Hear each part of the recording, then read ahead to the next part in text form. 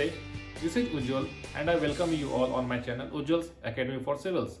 On this channel, I bring various contents which are related to UPSC Civil Services examination, and I request you to please follow and subscribe my channel so that you get access to various GS topics like environment, polity, geography, history and also current affairs related videos which will make you understand the nuances and concepts of these topics, and I feel that it will surely make your UPSC Civil Services journey much easier. So please like, follow and subscribe my channel, that is Ujjwal's Academy for Civils. Thank you.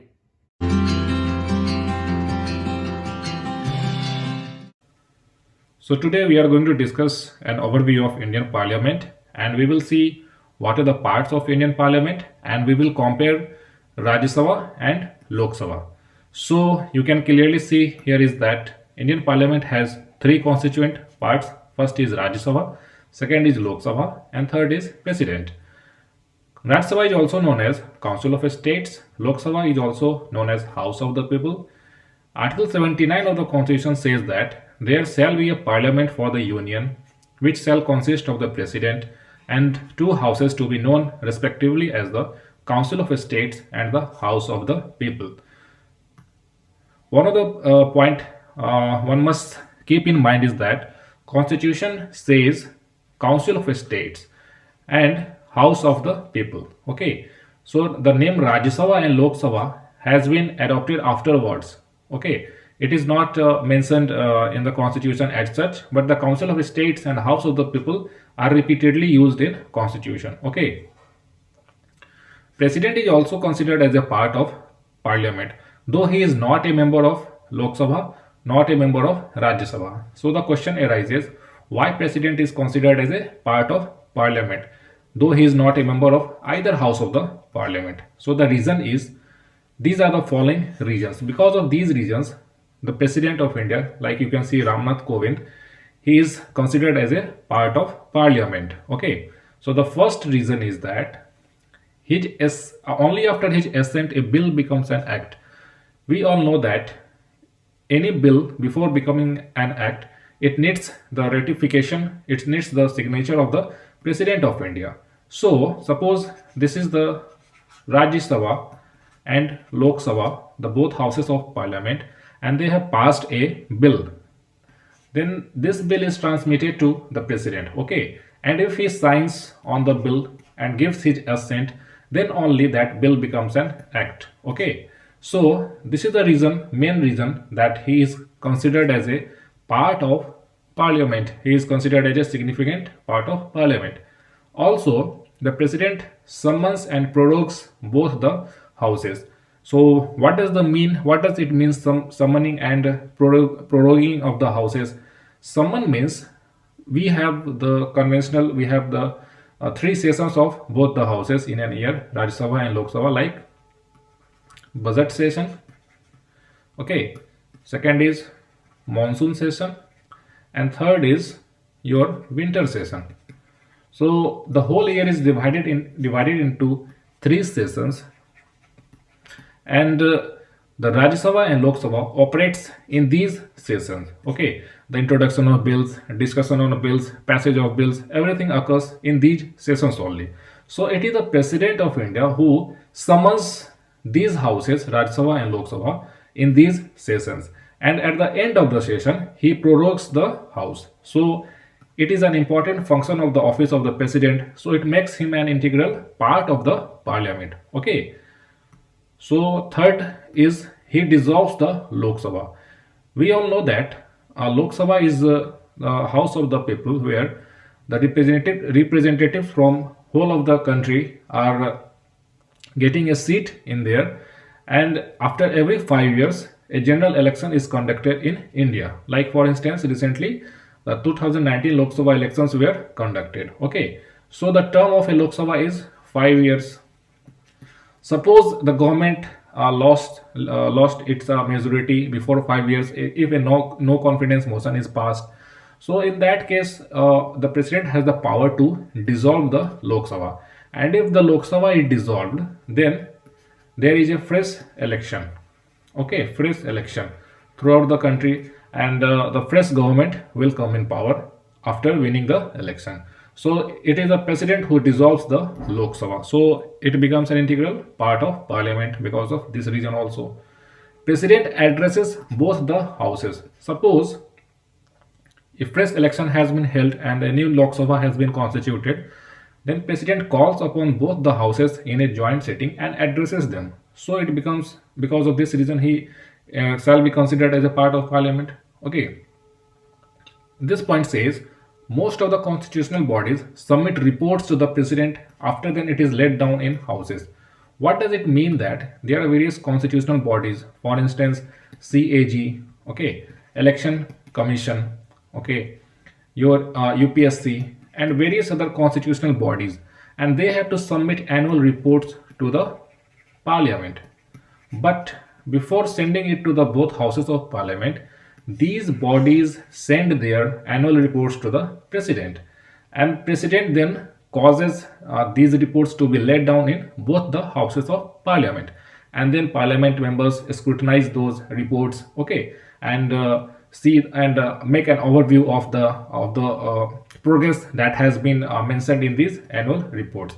So these reports are firstly handed to the president's office. Then afterwards, it is sent to both the houses, Lok Sabha and Rajya Sabha.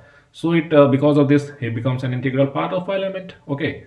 Next point is ordinance issues. Article 123 of the Constitution is all about ordinance. Ordinance is something like a legislative part, but when an ordinance is issued, it must be a condition that one of the houses or both the houses are not in the session.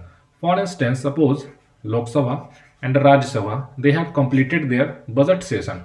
Now the session is not being conducted, but a situation arises in the country where a particular law, a particular legislation has to be brought. So in that case, president has the power to promulgate ordinance. Okay, in Hindi it is called as adhyadesh. Okay, so this is like a law making situation, and it involves, and this law has all the power, like it has been passed by the houses of parliament. So in that sense, it becomes the president becomes a part of parliament. Okay.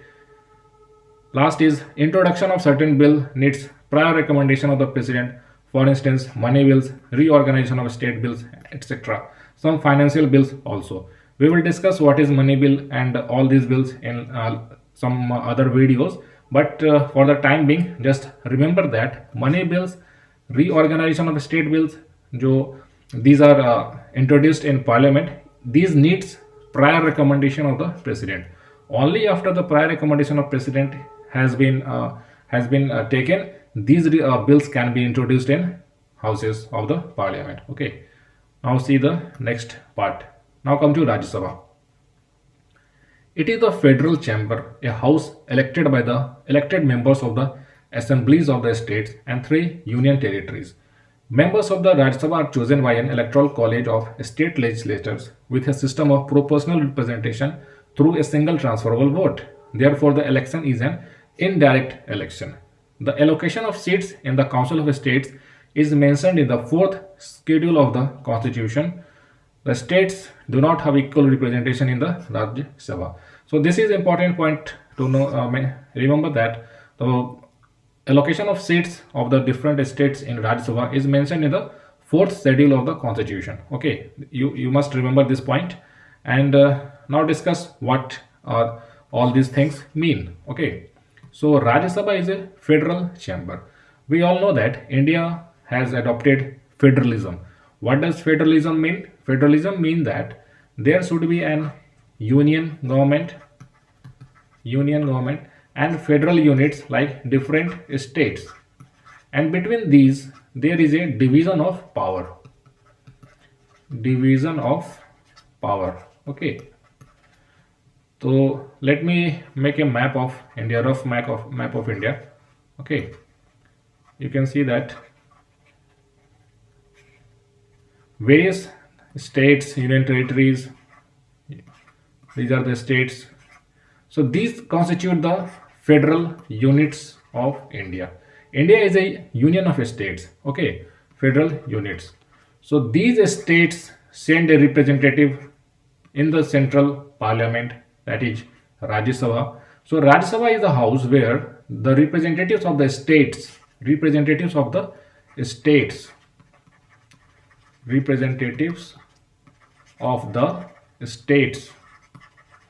are there. Okay, now suppose take for instance, take an example of the state UP, Uttar Pradesh. There are 31 seats reserved from UP for Rajya Sabha, and these 31 MPs, member of parliaments, members of Rajya Sabha, will be elected by the elected members of the legislative assembly of the state Uttar Pradesh. Okay, the common people will not participate in the election of these members of Rajya Sabha. Instead of common people, the elected members of the legislative assembly, which is also called as Vidhan Sabha in Hindi, so those members will choose the members for Rajya Sabha. So this election becomes an indirect election. What will be the direct election? Direct election is like, suppose these are the population of India, like we individuals, and if we choose someone from us and send him directly to the parliament, then it will become direct election. Okay, but in indirect election, what happens is that we choose our representative for legislative assembly of the state, and these individuals of legislative assembly, they will further choose members for Rajya Sabha. So this is indirect election. Okay, so the Rajya Sabha members are chosen through an indirect election. And who chooses them? The Electoral College of State Legislators, with a system of proportional representation through a single transferable vote. PR system, this is a kind of election, and in this method, the vote is transferable. Okay. Recently, the Jammu and Kashmir has been converted into an union territory, and it has been made a Jammu and Kashmir and Ladakh union territories. So, 3 union territories have the representation in Rajya Sabha: Delhi, Pondicherry, and your J and K. But at present, Jammu and Kashmir has no state assembly, because Article 370 has been abrogated and the functioning of the state assembly has been dissolved. So, until unless the state assembly is reconstituted in Jammu and Kashmir, they do not have the power to elect members for the Rajya Sabha.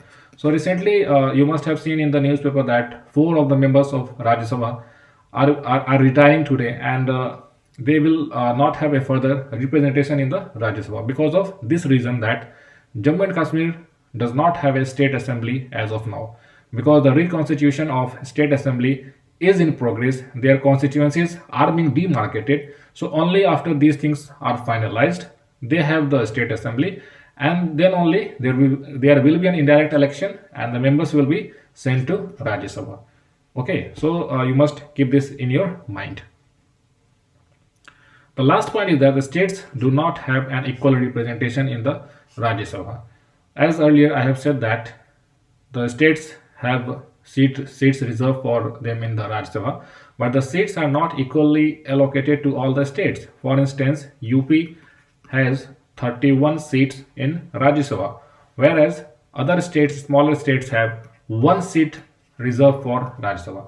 So you can see that there is a big difference between 31 and 1. And the reason is that these parameters, that how much seats should be given to a particular state, depends upon the population of that state. Okay, so based on the population, the seats allocation has been variable in between the states. Okay, so this is the reason that why the states don't have equal representation in the Rajya Sabha. So let's move to the next point.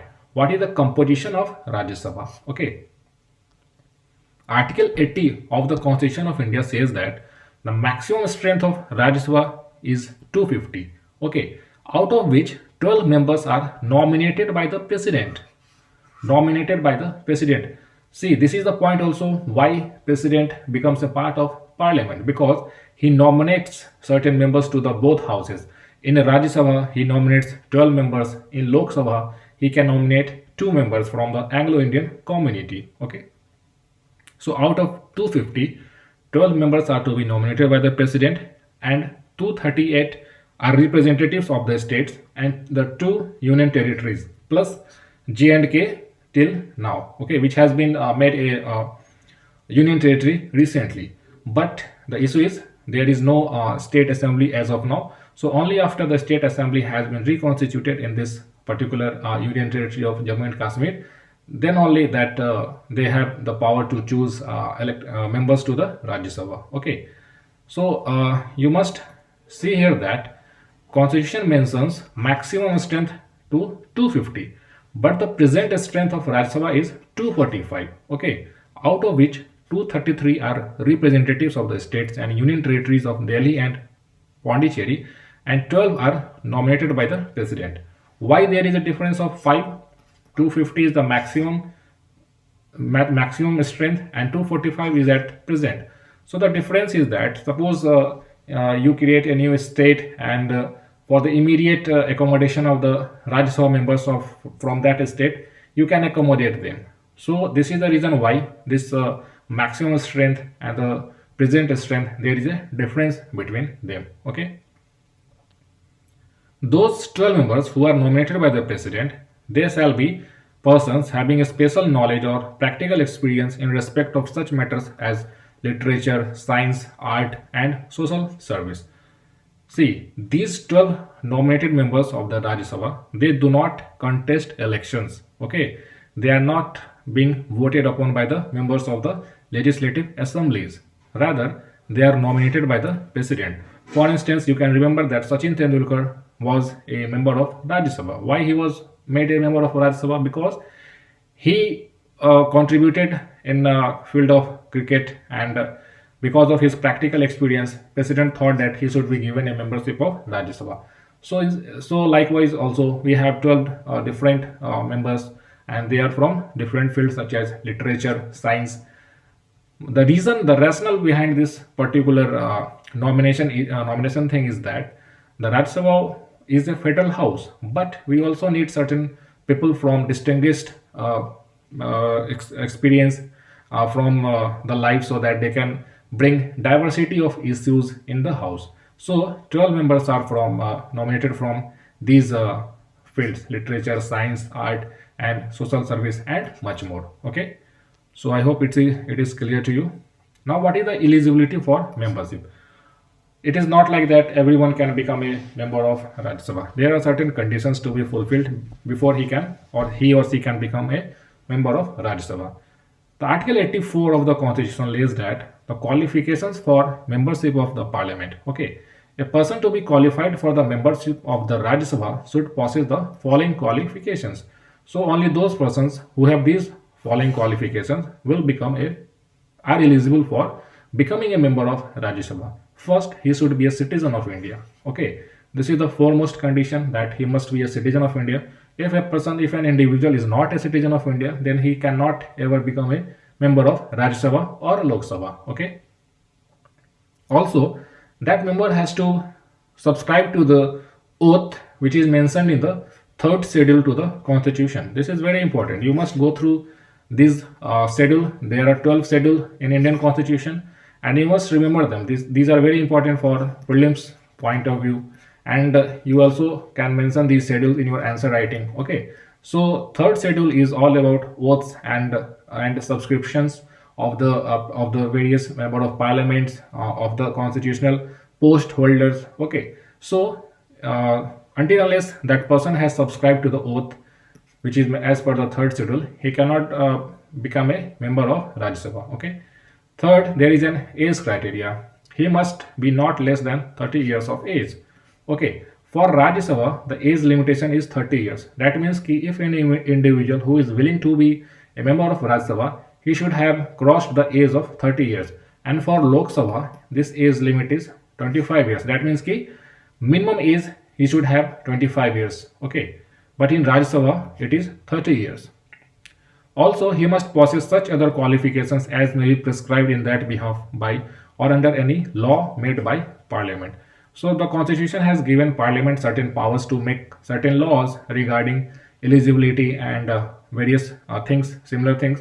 So Parliament has passed RP Act 1951, which has been amended various times. So what is RP Act? It is Representation of People's Act. Representation of People Act 1951. So what basically this act is? This act has various provisions regarding eligibility for Lok Sabha and Rajya Sabha. This act also specifies certain conditions that what constitutes an election fraud or something like that, what should be the penalty. So in that there is a wide over there are various things which are being mentioned in the RP Act regarding eligibility for Lok Sabha and Rajya Sabha membership. Okay. Now come to Lok Sabha. Lok Sabha is composed of representatives of the people chosen by direct election. Just now I have discussed about direct election and indirect election. In direct election, the people have the right to directly choose their representatives. For instance, suppose this is the Lok Sabha and these are the people of India. We, the people of India, who have crossed the age of 18 years and whose name are there in electoral rolls.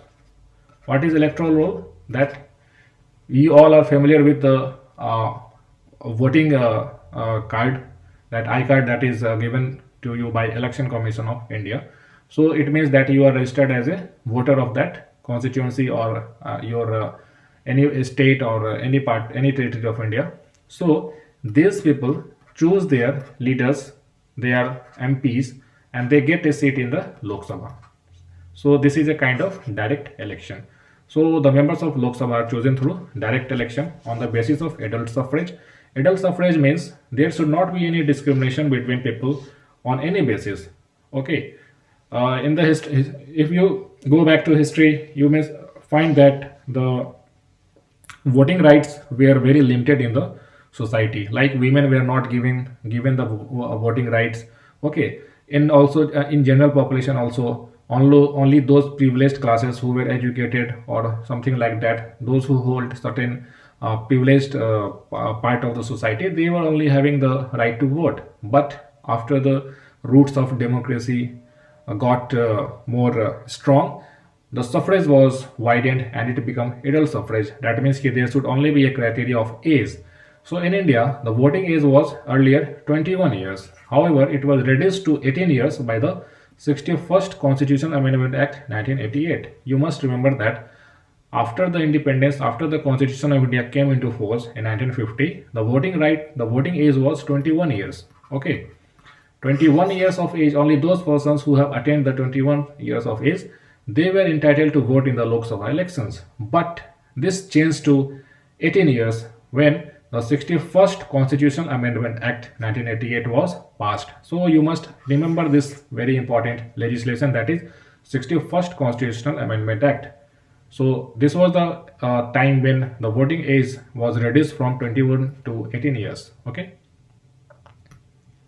The maximum strength of the House envisaged by the Constitution is 552. The maximum strength is 552, but this is not the actual. Strength at present. At present, Lok Sabha has 545 members. Of these, 530 members represent the states, 13 members represent the union territories, and 2 Anglo-Indian members are nominated by the president. However, there is a very important change that has happened in 2019, that the Narendra Modi-led NDA government has obliterated this provision of the constitution. Okay, so now there is no representation of there should not be any nomination of Anglo-Indians by the president in the Lok Sabha. So this government has done away with the nomination of the Anglo-Indian community in Lok Sabha and few state assemblies. The panel drew a conclusion that the Anglo-Indian community was doing well and did not need the reservation anymore. So let me discuss in brief what is Anglo-Indian community. Anglo means in general British or European. Okay, so we all know that India was dominated by British, colonized by British. So British at that time, what occurred that there were certain alliances, marriage alliances. That means the European people, they got into marriage with the Indian women. Okay, so the child which was born out of this marriage, that their one of the parent is European and the mother is Indian, they were came to known as Anglo-Indian. Okay, so at the time of independence, when the constitution was adopted in 1950, they made a provision in the constitution that 2 Anglo-Indian members should be nominated by the president if president finds that there is not enough representation of Anglo-Indians in the parliament. Okay, so if president feels that the Anglo-Indians are not represented well in the parliament, then he can nominate 2 members from this community to the Lok Sabha, and these nominated members, they do not have to fight any elections. Okay, this shall be only, they shall be just nominated because of they are being a member of Anglo-Indian community. But recently, in 2019, the present government has done away with this provision of constitution, and there shall not be any nomination of the Anglo-Indian community in Lok Sabha in the coming elections. Okay, why? They put forward the reason that the Anglo-Indian community is doing well, and they are strong enough to fight elections on their own. So if you want to become a member of parliament, if you want to become a member of Lok Sabha, you just contest an election, and if you win an election, you get a seat. So this is the reason that they have done away with the nomination part. Okay, now what is the eligibility for membership? So there are certain similarities with Lok Sabha and Rajya Sabha. Okay, the first one is the person shall be a citizen of India. If someone is not a citizen of India, he cannot become a member of either Lok Sabha or Rajya Sabha. Second, his age should be not less than 25 years of age. That means ki there is a difference of 5 years as compared to Rajya Sabha. Rajya Sabha has 30 years of minimum age limit, and Lok Sabha has 25 years. Okay, must have subscribed to the oath as laid out in third schedule. Okay, and other qualifications as laid down by parliament. So RP Act, which I have just discussed, it also lays down certain criteria, certain qualifications regarding membership of the Lok Sabha. Okay, like one of the important, as I can remember, is that the person who is trying to contest an election, he must be registered as a voter. Okay, not in the constituency from from where he is contesting the election, but he can be a member. He can be a voter from any part of the India. Okay, it is also true for Rajya Sabha. Okay, and second is that the seats reserved for SC and ST, only those persons who qualify to be a member of SC/ST community, only those candidates can contest the elections on the seats which are reserved for SCs and STs. See, what is that? Suppose in Lok Sabha, there are seats reserved for SCs and STs. So on these seats which are reserved for SC and ST, only the members from this community shall contest the elections. Okay, so these are certain qualifications which are laid down by RP Act, Representation of People Act 1951. This act is a very extensive act. You cannot remember every aspect of this act, but yes, broad features can be recalled. Okay, and it is also a part of your mains syllabus, GS paper 2 mains syllabus, Representation of People Act. Okay, now the important point of discussion now we have come to, that has both the houses been given equal status by the constitution? So in this part we will discuss that are the houses Lok Sabha and Rajya Sabha are equal in status, or one is superior and other is inferior. So we will discuss. Okay, so the answer to this question cannot be absolute yes or no.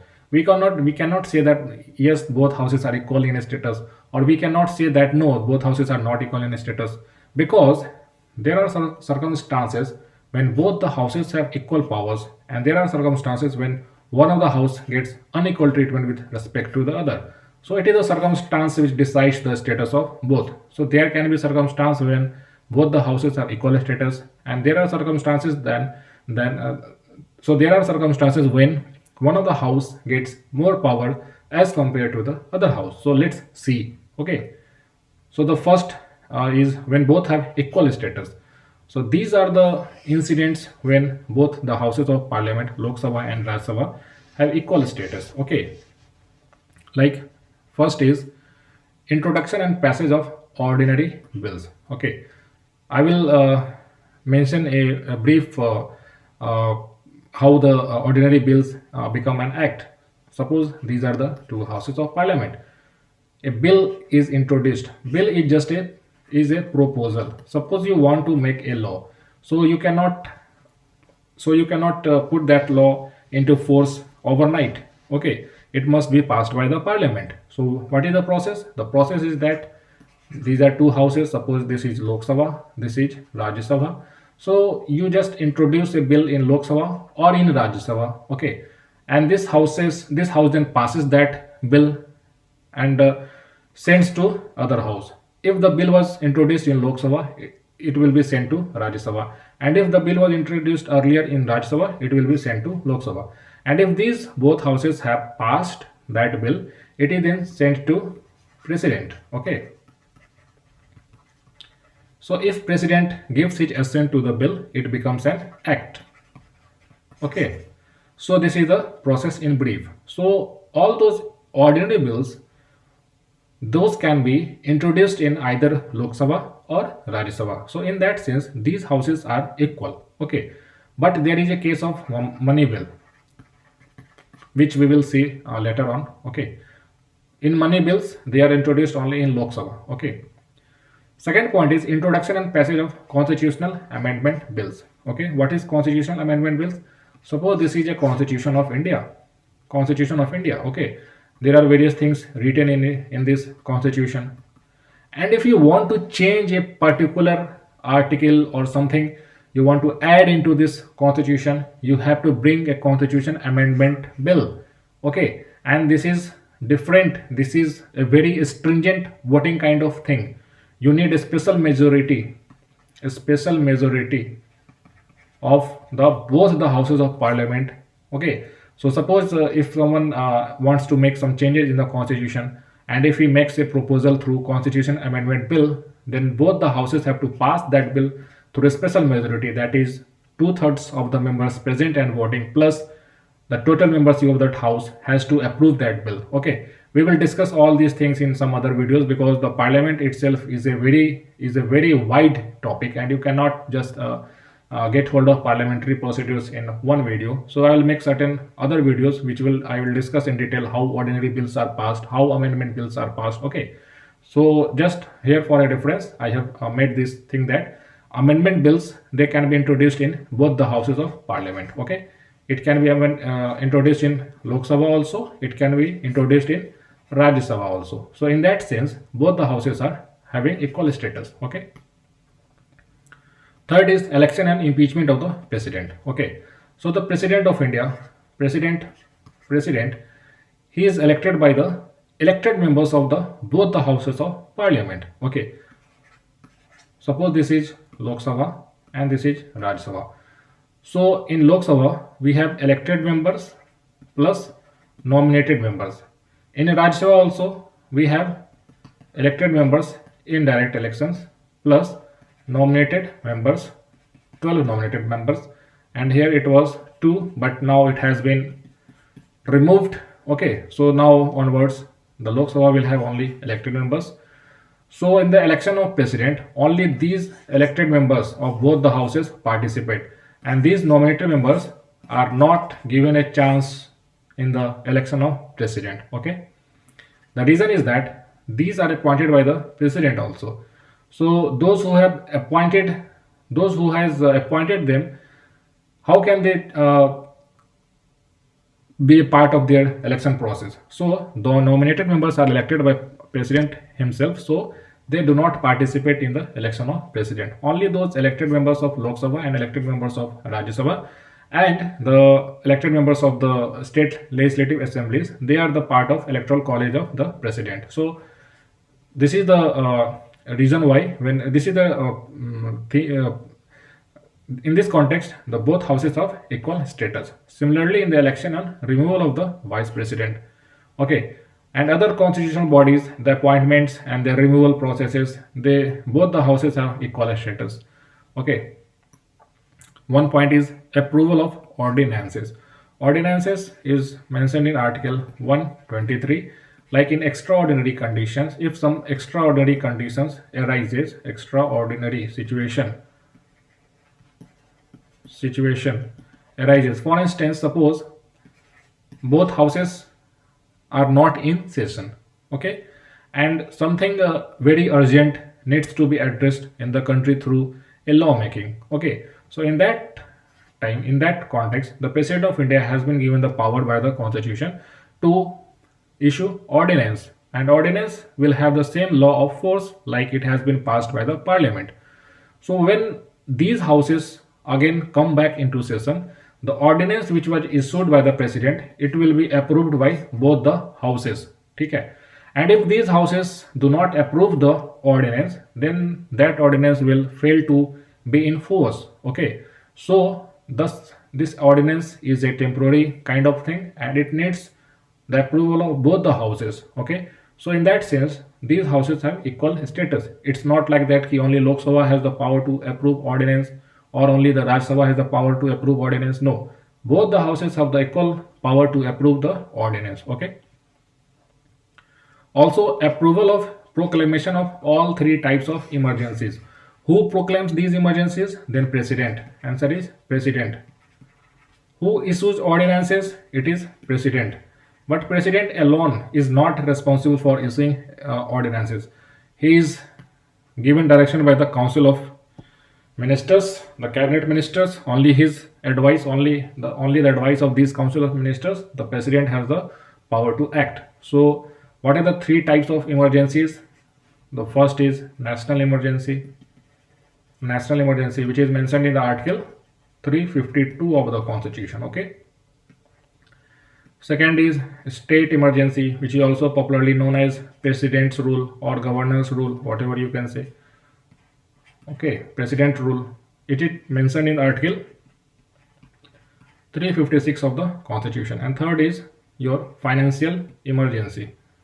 Financial emergency. In Hindi, it is called as apatkalin sthiti. Okay, emergency.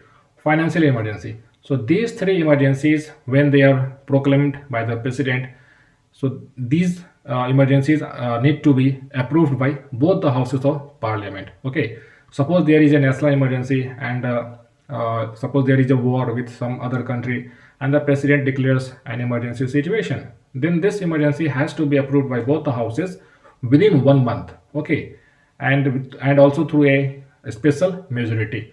But these emergencies have to be approved by both the houses within 2 months with simple majority. Okay, so in that sense, both the houses have equal status. Also, the reports of the Finance Commission, CAG, and other constitutional bodies, they are sent to first president and then they are sent to both houses.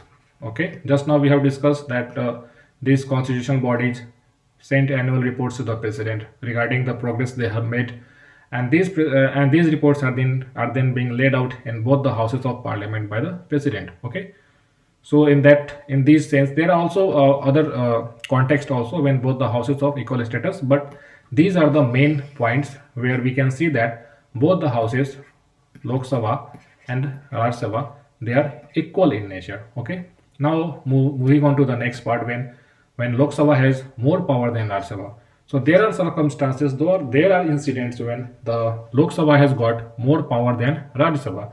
That means that these powers belong exclusively to the Lok Sabha. Like first part is a money bill. Okay, money bill. The provisions related to money bill is mentioned in Article 110 of the Constitution of India, and it states various provisions that what constitutes a money bill.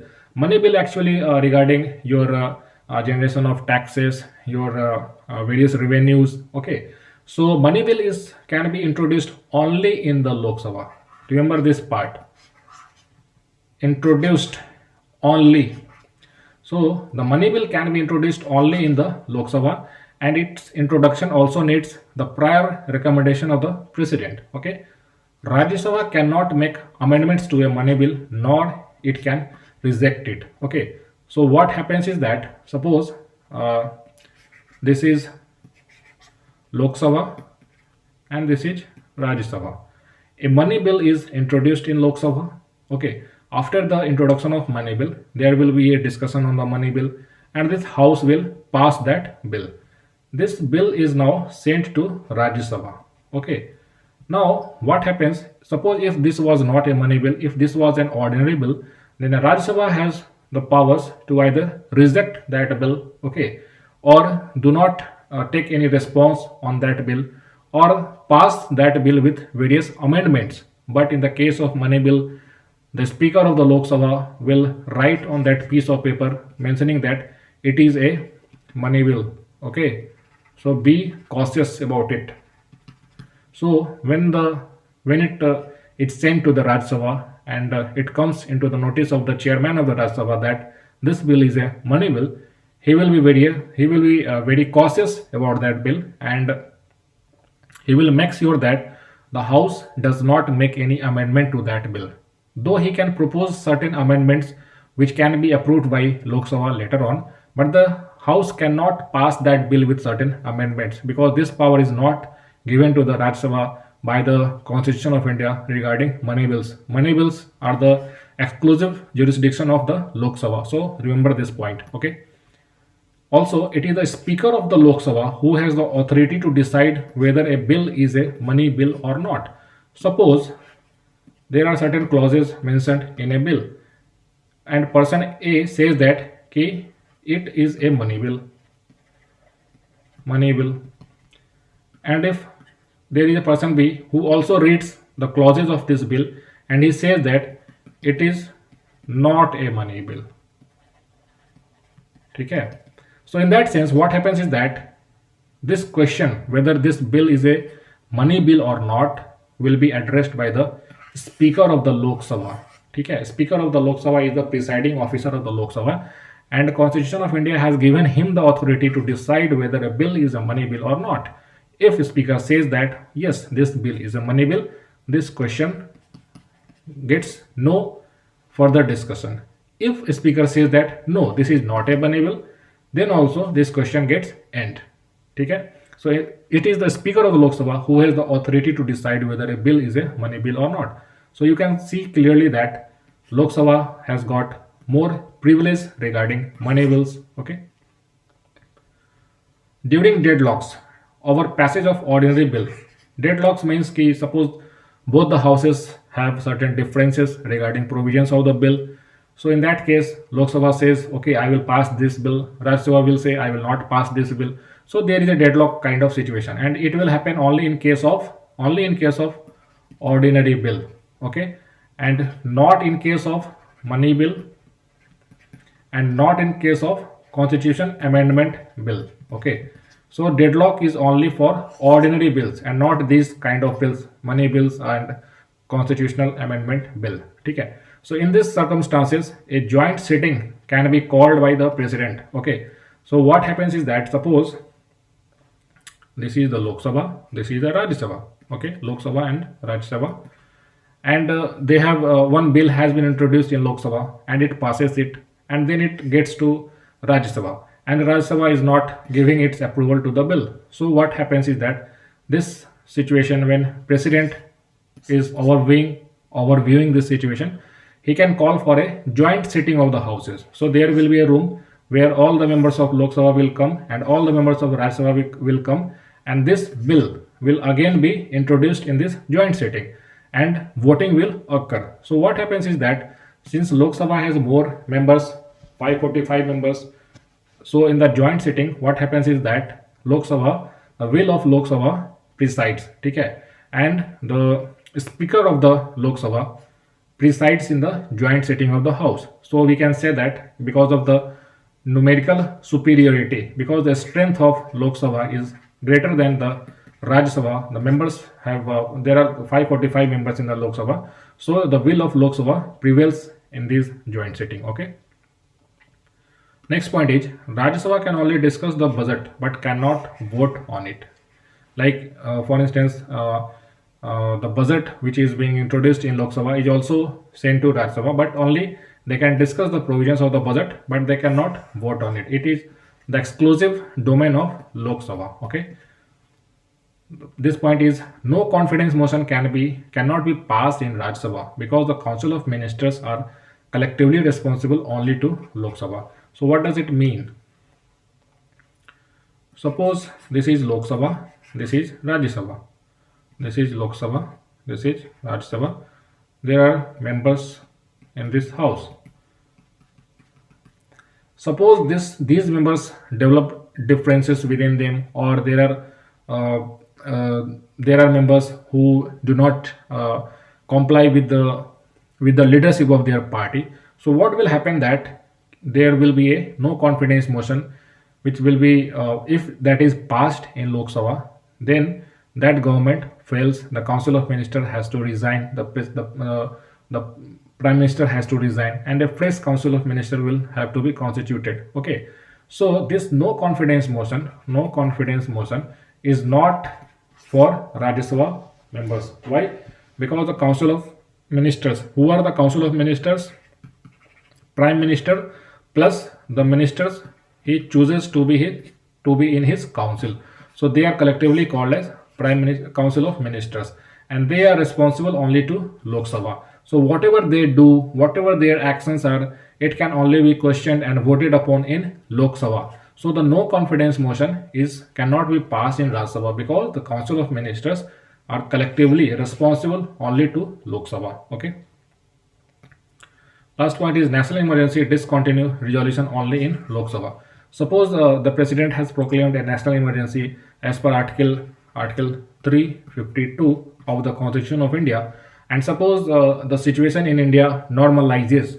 So it is only the Lok Sabha which can initiate a resolution and vote that okay, now the situation is normal, so we have to remove this national emergency. So only Lok Sabha can pass that resolution, and this power is not given to Rajya Sabha. So these are the instances when the Lok Sabha has been given more power than Rajya Sabha. So there is a third situation when the Rajya Sabha has got more power than Lok Sabha. Okay, now we will see in brief what are these situations. Suppose it can authorize the parliament to make a law on a subject enumerated in the state list of 7th schedule. Okay, so what is this 7th schedule? What is this state list? So let me first explain this in brief. Out of 12 schedules, the 7th schedule of the Constitution, it is about 3 lists: union, state, and concurrent. Okay, so this is nothing but the division of, this is union, this is state, and this is concurrent.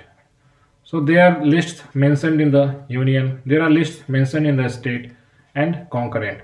So in these lists, it is only the union government has the power to make laws.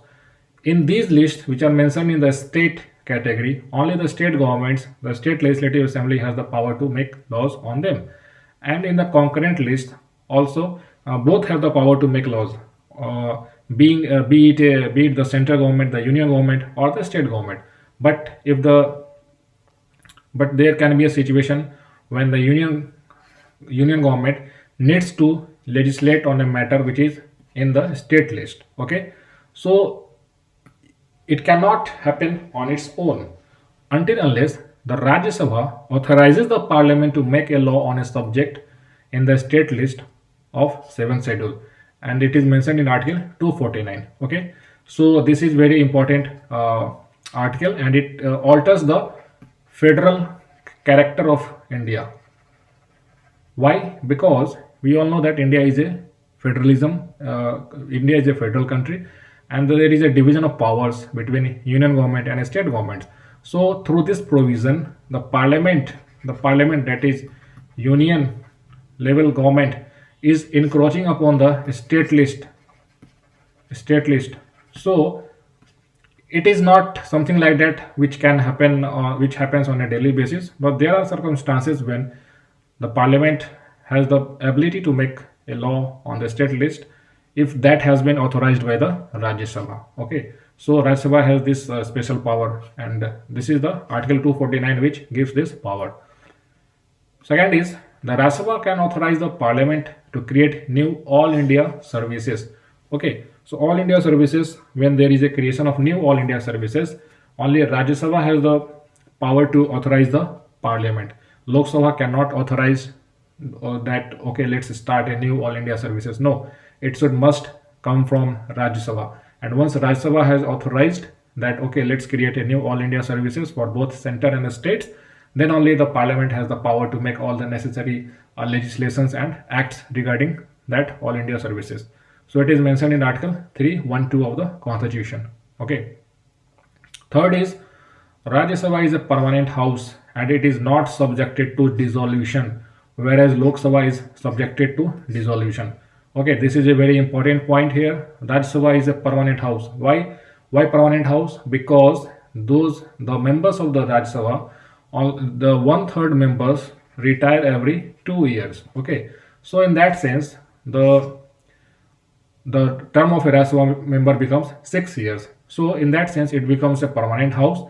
And in the Lok Sabha, since they are elected directly by the people of India for the term of 5 years, so it is subjected to dissolution after every 5 years, and a fresh election is conducted. Okay, so Rajya Sabha is the permanent house, so it becomes more important over Lok Sabha. So these are the points, these are the circumstances when Rajya Sabha has got more power or is seen as at par with Lok Sabha. Okay, so we have discussed a comparison in brief, and more discussion on the parliamentary system of India will be coming through various videos. So I want you to stay on this channel and get also more videos regarding Indian polity or other GS topics like economics, your science and tech, or also and also videos related to what strategies should be followed regarding UPSC examination. So I thank you for watching this lesson, and I hope you have liked this lesson, and you must like, comment, and share this video, and subscribe Ujjwal's Academy for Civils for more awesome content. Thank you.